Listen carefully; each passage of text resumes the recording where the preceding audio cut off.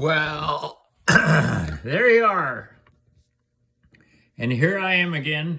Another hotel, another day of driving,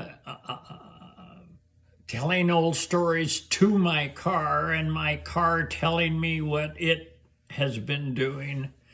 And this morning it had a tale for me. I got up at 6 o'clock, which is the plan to leave. I stayed in Orange City last night, Iowa, and at 6 o'clock in the morning, it's still dark out in Iowa. Holy smokes. So I stayed in bed till 7. I got up and got ready to go, went out to my car. It had rained all night long. And opened a door, and my seat, my brand new seat, was like a sponge full of water. And it's like, what the heck? I looked around and I saw no leaks at all in the car.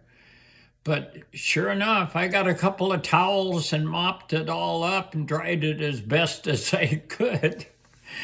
And kind of examined what was going on, and there was a leak in the windshield where the framework goes around. There was a little leak, and water was dripping down the top of the windshield onto the steering wheel and down the side of the steering wheel to the bottom, and then dripped onto the seat, the driver's seat.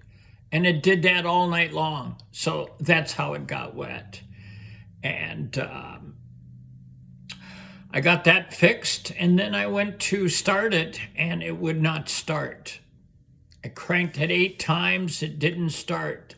So I let it sit a couple minutes and tried it again, and it didn't start. And I thought, oh. So I didn't want to wear the battery down. I went back inside and thought, well, I just let it sit for an hour or so. I went back out a second time and tried to start it, and the same thing, it wouldn't start. And at that point, I got a little panicky, I guess, maybe. It's like, well, what the heck? I went back outside thinking it had stopped raining about 2.5 hours earlier. And I met a nice big young man outside, and I said, hey, pardon me for a minute here. I could use a little muscle. If you could help me push my car, I was on a small incline. We could maybe get it going fast enough I could jumpstart it and be on my way. He was quite helpful. He said, sure, no problem. So we pushed, and I popped the clutch, and nothing. And then we came to a dead stop on the flat part of that road, or the parking lot. So he left, and I thought, crap. I'm going to just use a AAA. I got 4 services. I'm going to use one, and they can give me a push or whatever, help me get it started or what. In the meantime, I had texted Chris and said, this is what you were talking about, probably with the water and the car not liking it and losing its spark. And his response was, yeah, it just needs to dry out. And so you just need to give it some time and let it dry. And I'm pretty sure it'll start. Well, I had already called AAA, and they were going to be about an hour and a half. And so I just waited. And when he came, I was out in the car, and I thought, well, I'm just going to try it one last time, and I'll be damned if it didn't start just as the guy was getting out of his truck. And it was like, oh, man, I'm so sorry. And he was very cooperative and very kind, and he liked my car. He took several pictures, and we talked about it and whatever, and he may be watching. He may be watching this post at some point. I want to say hi, and I made it this far. So that was not a good start. That delayed me. I left at about 11:30, quarter to 12, and drove to Yankton, South Dakota, which was 130 miles away. However, I encountered a 20-mile one-way detour, so 40 miles out of my way to get to Yankton, South Dakota. And when I got there, surprise,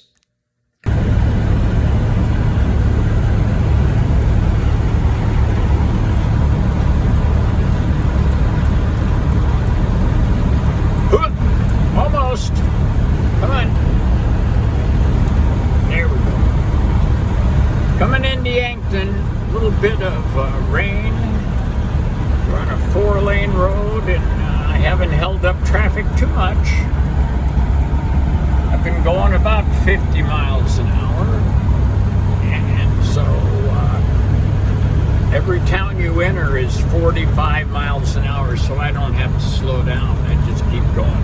So that's the road. So I pulled into Yankton, and God, it's a bigger town than I thought it was. And it was like, well, this is too big. I can't stay here. And it's raining, and I don't want to stay here. I think I need to go on further.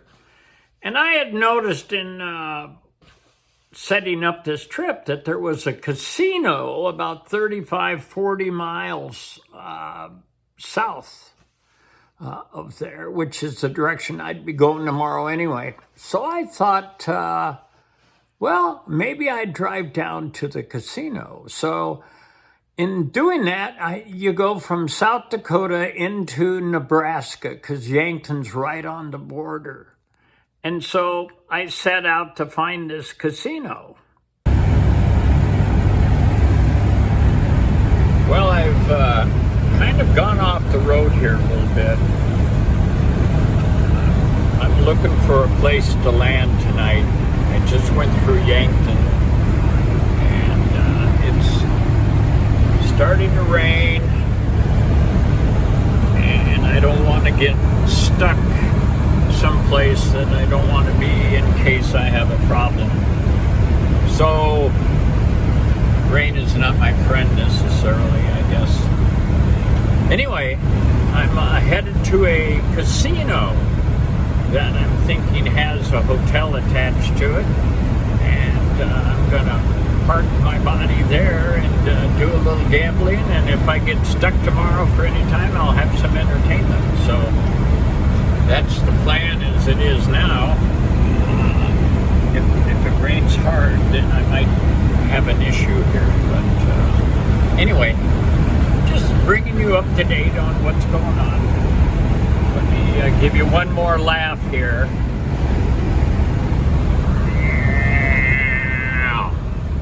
Okay. There you are. So I made it to the casino, and it's not exactly a casino resort kind of thing. It's like a low-income casino. No table games, no craps, which is what I was looking for, but slot machines. And I got lucky on a slot machine, paid me $100, which is what the room was. So I ended up getting a free room and parked my car, and all is good. The facts for the day are I went 170 miles. I filled up with gas this morning. I got 11.4 gallons for 207 miles yesterday, which gives me 18 miles per gallon in that old car yesterday. So it's running good.